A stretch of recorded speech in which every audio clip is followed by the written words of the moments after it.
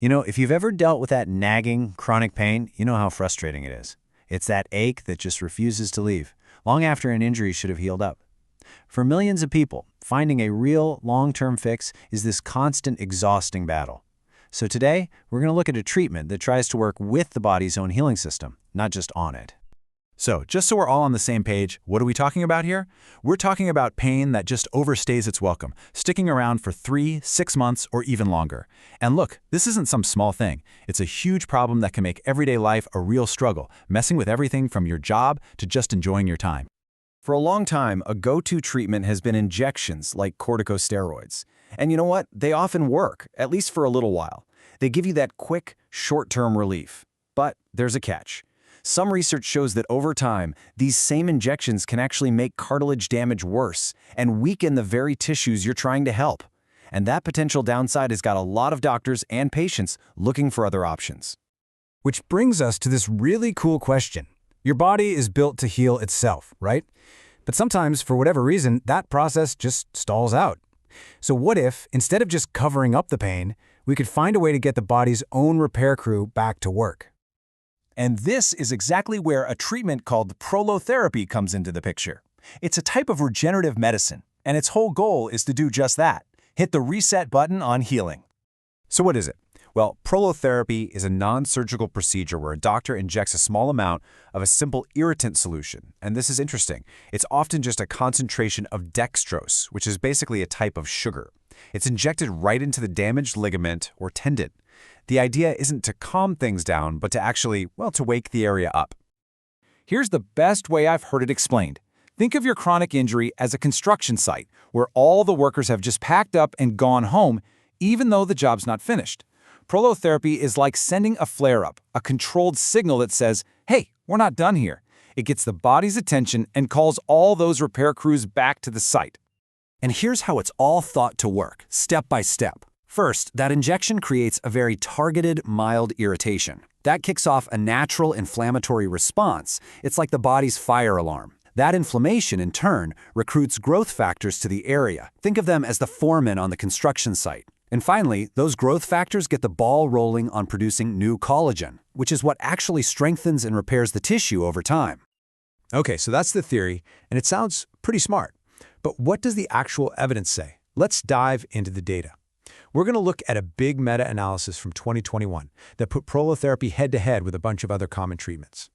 First up, the classic showdown, prolotherapy versus a placebo. In this case, it was just a simple saline or saltwater injection. This is the gold standard for figuring out if a treatment is actually doing something or if it's just the power of suggestion. Okay, so what are we looking at here? This is called a forest plot, and all you really need to know is this. See that vertical line in the middle? If the final result, that little diamond at the bottom, is to the left of that line, it means the treatment worked. And yep, clear as day, at 6 to 12 months, prolotherapy was significantly better than the placebo for reducing pain. All right, next matchup, prolotherapy versus exercise. Now, we all know exercise is a really important tool for managing chronic pain. So how does an injection compare? And once again, let's look at that forest plot for the long-term results. The diamond is clearly to the left. The analysis found that in the studies they looked at, prolotherapy led to significantly more pain relief at that 6 to 12-month mark, compared to just doing exercise alone.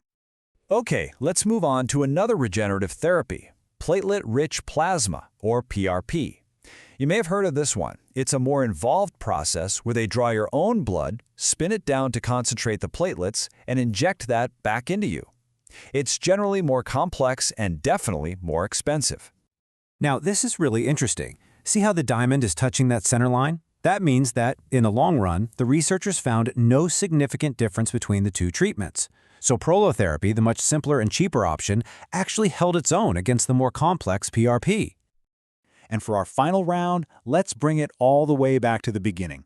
Prolotherapy versus those standard corticosteroid injections we talked about.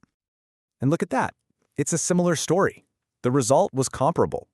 While steroids might give you faster relief right at the beginning, this analysis found that by the time you get to 6 or 12 months down the road, there was no real difference in pain scores. It suggests prolotherapy could offer a similar long-term payoff, but without those potential long-term risks of steroids. So the evidence seems pretty promising, right? But hey, good science is all about being honest about what we know and what we still don't. So let's take a quick look at the nuance and the limits of the research as it stands today. This chart is called a risk of bias summary. It's basically a report card for the studies. Green is good. It means the study was well designed in that area. Yellow and red show where there might be some issues. For instance, it's pretty much impossible to blind someone to whether they're getting an injection or doing exercise, and that can introduce some bias.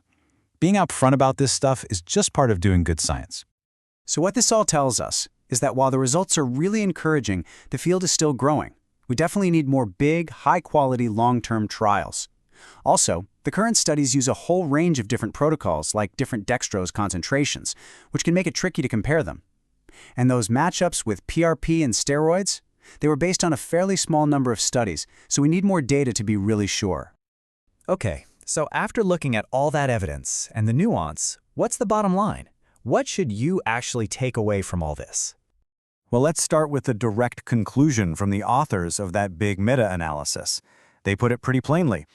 Dextrose prolotherapy is more effective in the treatment of chronic pain compared to saline injection or exercise. And that really sums it all up. The evidence we have so far suggests that prolotherapy is a genuinely promising option. It's relatively simple, it's considered safe, and it seems to be effective for long-term relief, performing about as well as more complex and expensive treatments. It's definitely a conversation worth having with your doctor, especially if other things haven't given you the relief you need. And that kind of leaves us with a final, bigger thought. Treatments like prolotherapy really show a shift in thinking, don't they? Moving away from just managing symptoms and towards actively kickstarting the body's own amazing ability to heal itself. It really makes you wonder, as we get better and better at working with our own internal repair crews, what does the future of healing even look like?